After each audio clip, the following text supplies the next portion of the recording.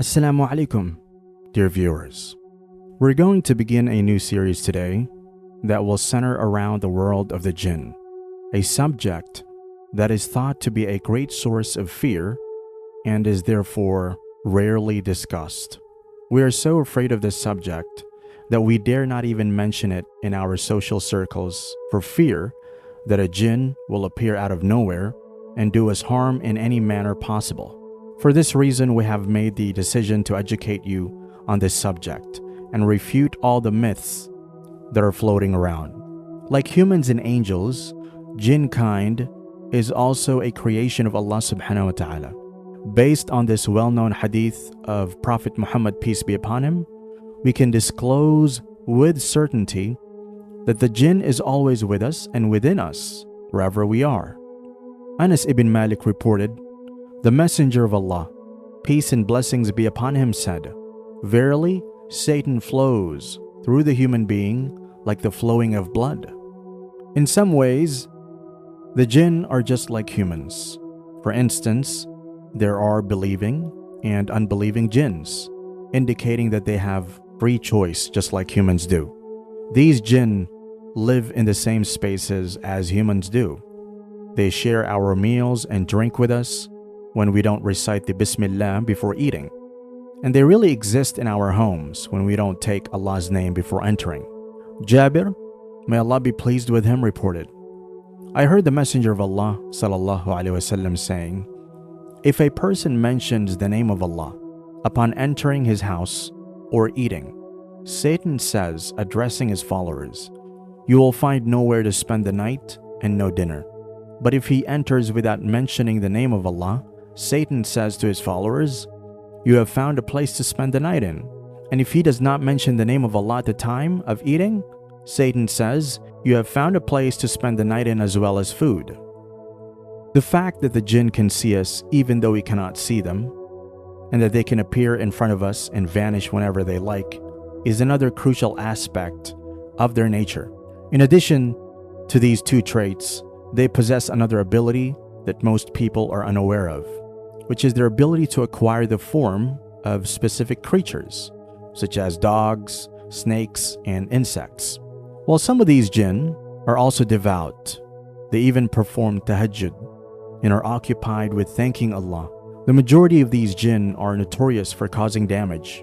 They can cause great harm to a particular person, even incite division amongst friends, and cause a loving pair to grow apart from one another. And although many academics believe it is possible, it is also possible that the Jinns can even enter someone's body and take possession of it.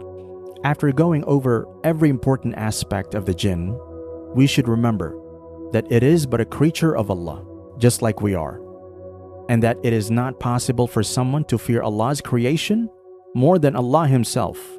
The same reason that these Jinn kind and we humans were sent on this planet is the same. And as a result, our objectives are the same: to worship Allah the Most High. Allah says in the Quran, I did not create Jinn and humans except to worship me. So the question is, why should we fear them so much if the objectives are the same? Is it because they possess abilities that we lack and are invisible? If that is the case, then, in addition to being invisible, angels possess far greater power bestowed upon them by Allah subhanahu wa ta'ala than jinns, which is why we should fear them more than they do. Furthermore, because of their strict eyes upon us, the angels appointed to watch over us and record every behavior deserve to be feared much more than the jinn themselves. Aisha, may Allah be pleased with her, reported, the Messenger of Allah sallallahu alaihi wasallam said, angels were created from light. Jinns were created from a smokeless flame of fire. And Adam was created from that which you have been told, that is sounding clay like the clay of pottery. Dear brothers and sisters, the Jinns are Allah's creations, just like angels and humans, and we have no need to be afraid of them. Why do we fear them? Is it just because they're not like us?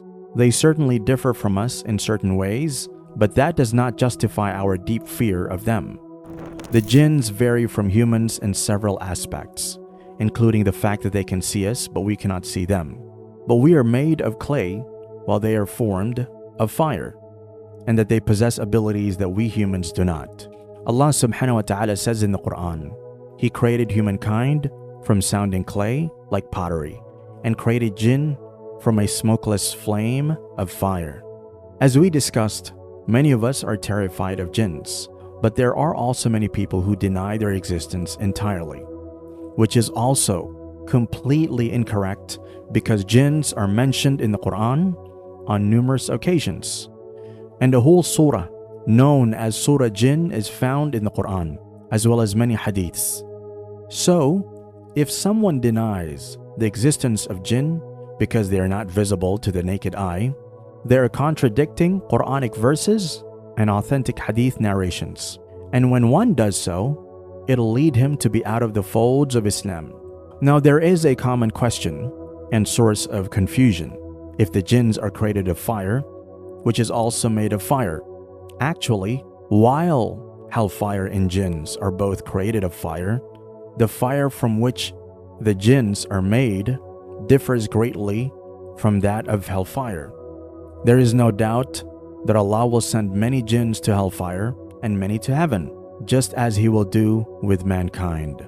Allah subhanahu wa ta'ala says in the Quran, I will surely fill up hell with you and whoever follows you from among them all together. The verse specifically states that Allah has destined Iblis and those who follow him, whether jinns or humans, to hellfire. Another question that many of us have is, when were the jinns created? It is essential that we understand that the jinns were created long before mankind.